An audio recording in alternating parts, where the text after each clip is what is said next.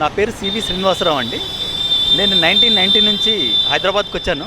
వచ్చి ఆర్ఎస్ఎస్ బ్యాక్గ్రౌండ్తో బీజేపీతో ఒక క్రమశిక్షణ కార్యకర్తగా ఇక్కడ ఎదుగుతూ డివిజన్ వైస్ ప్రెసిడెంట్గా 3 టైమ్స్ చేస్తూ ఒక సీనియర్ లీడర్గా ఉంటూ ఇక్కడ సనత్ నగర్ ప్రజలకు, సనత్ నగర్ అసెంబ్లీకి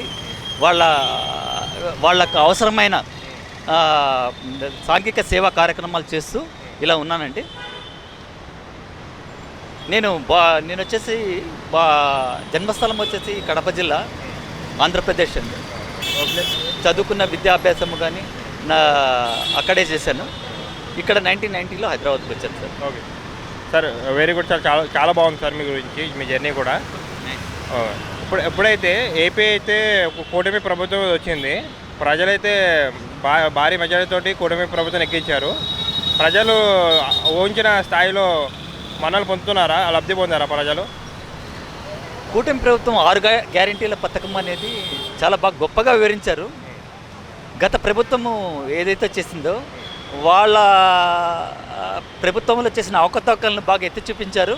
వీళ్ళు మంచి మెజార్టీతో కూటమి ప్రభుత్వం, బీజేపీ అయితేనేమి, జనసేన అయితేనేమి, చంద్రబాబు అయితేనేమి పబ్లిక్ వివరించడంలో బాగా సక్సెస్ అయ్యారు వాళ్ళు.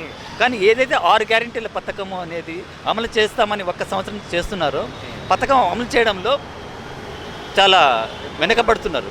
దానికి కారణం ఏమంటే వాళ్ళు మెయిన్ చంద్రబాబు నాయుడు గొప్ప ఆరియేటర్, ఆయన మంచి పరిపాలన దక్షత ఉంది. కానీ అక్కడ ఫండ్ రైజింగ్ చేసుకోవాలి, వాళ్ళు ఫండ్ రైజింగ్ చేసుకున్న తర్వాత ఏవైతే 6 గ్యారెంటీల పథకాన్ని అనేది ప్రాముఖ్యత ఇస్తూ ప్రజల మనసుల్లో చూరగొంటూ అమలు చేయాలి త్వరగా. అక్కడ ప్రజలు వచ్చేసేసి మ్యాక్సిమం వచ్చేసి 60-70% వచ్చేసేసి చాలా అసహనం వ్యక్తం చేస్తున్నారు. అది నా ఒపీనియన్, నేను అబ్జర్వ్ చేసిన ప్రకారము. కాబట్టి ఎంత తొందరగా వీలైతే గత ప్రభుత్వము, కూటమి ప్రభుత్వము వాళ్ళ 6 గంటల పథకాన్ని అమలు చేయాలి, ప్రజల మనసులో చూరగొనాలి. అలా చేయని పక్షంలో వాళ్ళు ప్రతిపక్షాలను వచ్చేసి ఆలస్యం చేస్తే, వాళ్ళని తక్కువగా అంచనా వేస్తే నెక్స్ట్ వచ్చే గవర్నమెంట్ మాత్రమే వాళ్ళకి అవకాశం వస్తుంది, వైఎస్ఆర్సీపీ గవర్నమెంట్కి వస్తుంది. కాబట్టి బీజేపీ గవర్నమెంట్ అయినా కానీ, జనసేన అయినా కానీ, చంద్రబాబు నాయుడు తెలుగుదేశం అయినా కానీ పూర్తి అవగాహనతో ఆలోచించి పథకాలు అమలు చేయాలని నా కోరిక. అంటే కూటమి ప్రభుత్వం వచ్చాక, గత ప్రభుత్వం కంటే చూసుకుంటే కూటమి ప్రభుత్వం వచ్చాక రోడ్స్ మంచిగా వేసారని అంటున్నారు. రోడ్ మంచిగా వేశారు అని అంటే కొన్నిట్లో ఇన్ఫ్రాస్ట్రక్చర్ ఇప్పుడిప్పుడు డెవలప్ చేస్తున్నారు. కానీ గత ప్రభుత్వంలో రోడ్స్ అండ్ డెవలప్మెంట్స్ సరిగ్గా లేకనే, అర్బన్ డెవలప్మెంట్స్ కానీ రూరల్లో కానీ చేయకనే వాళ్ళు గత ప్రభుత్వము ప్రజల మనసులో స్థానాన్ని కోల్పోయారు వాళ్ళు. కాబట్టి ఇప్పుడు వీళ్ళైనా ఇంకా ఇప్పటికీ కూడా రోడ్స్ చక్కగా లేవు. కొన్ని ప్రదేశాల్లో అయితే ఇప్పటికీ రోడ్స్ వేయడం లేదు రూరల్లో. ఆ కార్యక్రమాన్ని ఒక పవన్ కళ్యాణ్ మాత్రం చాలా అగ్రెసివ్గా చేస్తూ పోతున్నారు. ఒక ఉత్తర ఆంధ్రప్రదేశ్లోనే కాదు, రాయలసీమలో కూడా, రాయలసీమ కానీ నెక్స్ట్ మన నెల్లూరు కానీ, ఒంగోలు కానీ ఆ సైడ్ రోడ్స్ కేర్ తీసుకోవాలని నా అభిప్రాయం. అంటే వైజాగ్లో లులు మాల్ తీసుకొస్తున్నారు, దాని మీద మీ ఒపీనియన్ చెప్పండి. లులు మాల్ గురించి నాకు ప్రత్యేకంగా దాని గురించి బిజినెస్, కానీ నా ఒపీనియన్ ప్రకారము ఈ లులు మాల్ ఇవన్నీ అనేది అవి బాహ్య దేశాలకు సంబంధించింది. మన ఇంటర్నల్గా మనం ఎవరైతే మన అట్టడుగు స్థాయిలో ఉండేవాళ్ళను, ఎంఎస్ఎంఈ ప్రోగ్రామ్స్ను మోడీ ప్రభుత్వం ఏదైతే అవకాశాలు ఇస్తున్నాయో ఎంఎస్ఎంఈ అట్టడుగు స్థాయిలో ఉండేవాళ్లకు, ఏది అన్ఎంప్లాయ్మెంట్తో ఉండే నిరుద్యోగులకు వాళ్ళకు అవకాశం ఇచ్చి వాళ్ళను స్కిల్ డెవలప్మెంట్ చేసి వాళ్ళని ఎంటర్ప్రీనర్స్గా చేసి వాళ్ళతో మాల్ చేయించాలి. ఆ విధంగా చేయడం వల్ల ఏమంటే సాంఘిక సమానత, సోషల్ ఈక్వాలిటీ అనేది వస్తుంది. ఈ ఉల్లుమాలు ఇవన్నీ అనేది ఏమవుతుంది అని అంటే అది వాళ్ళ డెవలప్మెంట్కి ఉపయోగపడుతుందే కానీ అట్టడుగు వర్గాలకు అది న్యాయం చేకూరుతుందని నా భావన. అంటే ఇప్పుడు మోడీని కలవడానికి ఢిల్లీ వెళ్ళారు చంద్రబాబు నాయుడు. ఇంకా ఆ విధంగానే ఇంకా అంటే ఏవైతే అమరావతికి కానీ స్పెషల్ క్యాపిటల్ కానీ చాలా ప్రయత్నాలు చేస్తున్నారు చంద్రబాబు నాయుడు. దాని మీద మీరు 2 మాటలు చెప్పండి. గత ప్రభుత్వంలో అమరావతిని డెవలప్ చేయడంలో, అమరావతి విషయంలో చాలా వాళ్ళు రాంగ్ స్టెప్ తీసుకున్నారేమో అనిపిస్తుంది. కానీ ఇప్పుడు చంద్రబాబు నాయుడు ఆయన అంచనాల ప్రకారము ఒకసారి మోడీ గారితో కలిసి కూర్చొని, పిఎం గారితో, ప్రధానమంత్రితో కూర్చొని ఫండ్స్ తీసుకొని డెవలప్ చేస్తే ప్రజల మనసులో చూరకుంటాడు ఆయన కూడా. కానీ ఈయన కూడా ఆ, సమయాన్ని వేస్ట్ చేస్తే మాత్రము పబ్లిక్లో అసహనం అనేది పెరిగిపోతుంది, నెగిటివిటీ పెరిగిపోతుంది. అవతల ప్రతిపక్షాలు కూడా ఏం వీక్ ఏం కాదు. ఆయన ప్రతిపక్షాలు వీక్ అని అనుకుంటే గత ప్రభుత్వం ఏ విధంగా అయితే బోల్తా పడిందో ఎన్నికల్లో, ఈ ప్రభుత్వం కూడా మళ్ళీ బోల్తా పడే అవకాశం ఉంటుంది.